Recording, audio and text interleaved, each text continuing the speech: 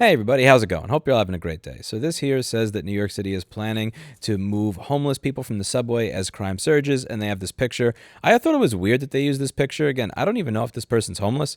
This is what I used to look like when I would leave work at 2 or 3 in the morning and get wait for the A train or the 2 train at 34th Street Station to go home back to Canarsie. Like I would look like this. I'd be hunched over, completely dead tired, and I'd probably miss 2 or 3 of the trains that came by until somebody woke me up. It doesn't really look homeless, but I guess that's just, they need a picture.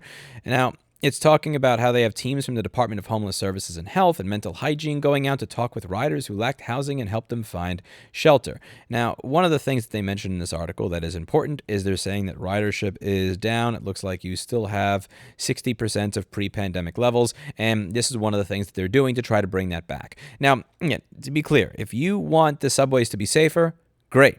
If you want people to be in homeless shelters rather than sleeping in the subway, and you want to make those real homeless shelters, not bullshit homeless shelters like I talked about in my homeless shelter video that I'll link to down below, great. If you're trying to get ridership back to pre-pandemic levels, dude, good luck with that. Again, as I've mentioned in several of these videos, you are at a point where people were forced to work from home. Like they were forced to work from home. Once you get companies that were paying $300,000 a month in monthly rent to figure out, wait a second, people can do this from home?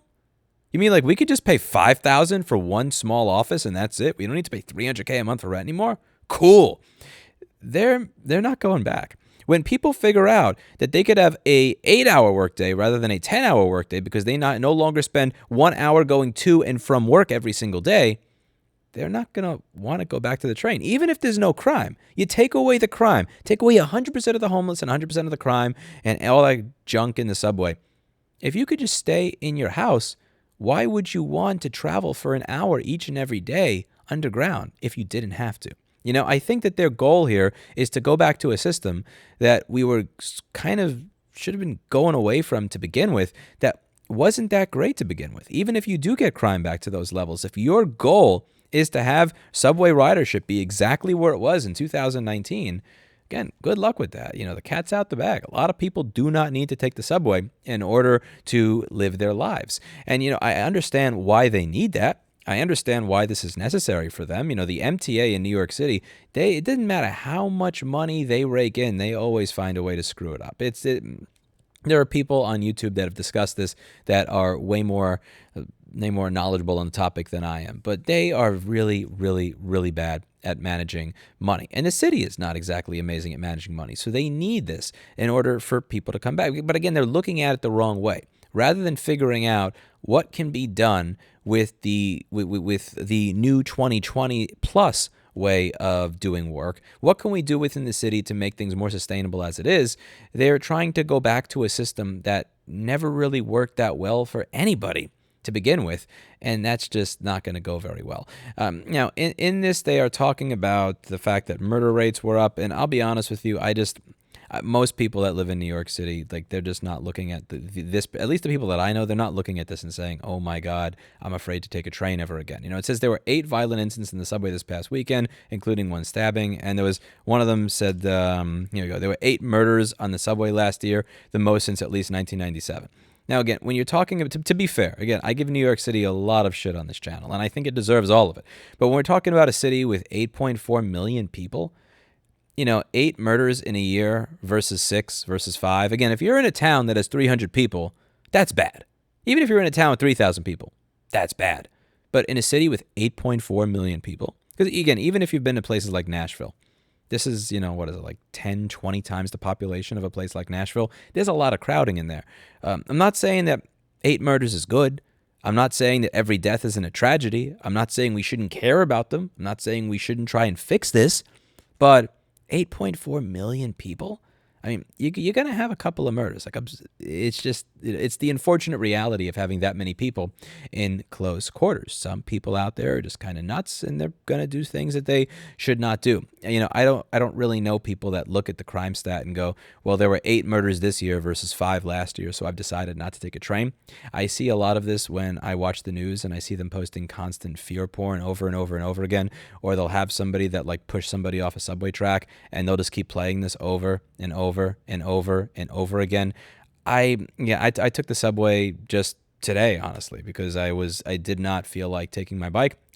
Came back here to stop by, check out the store before heading to Florida and someplace else. And like I get the subway is the same as it's always been. You know, you have homeless people, but there's always been homeless people there. Like I started taking the train in 2002. There's always been homeless people in the subway system and on the busing system. That's not something that's new. There have always been criminals in the subway system or in the busing system. Again, I'm not saying it's okay. I'm not saying this should be normalized, but this is not some sort of crazy new thing. Like, because again, when you watch the news nowadays, it drives me nuts.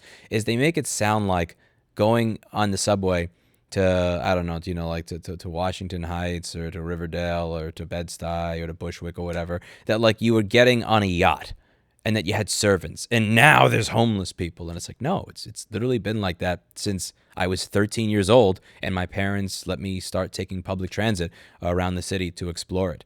And, I'm not saying this is good, but when I got on the train, I've gotten on the train a couple of times, I really don't see much change. I went to the Bronx, I went to Queens, went to Brooklyn, and it's really pretty much the exact same thing that's always been. It's been the same shithole that it was before. So it's not really anything new. One thing that I did find interesting, when I got on the one train at 28th Street to go downtown, when it stopped at 23rd Street, there was somebody smoking a crack pipe.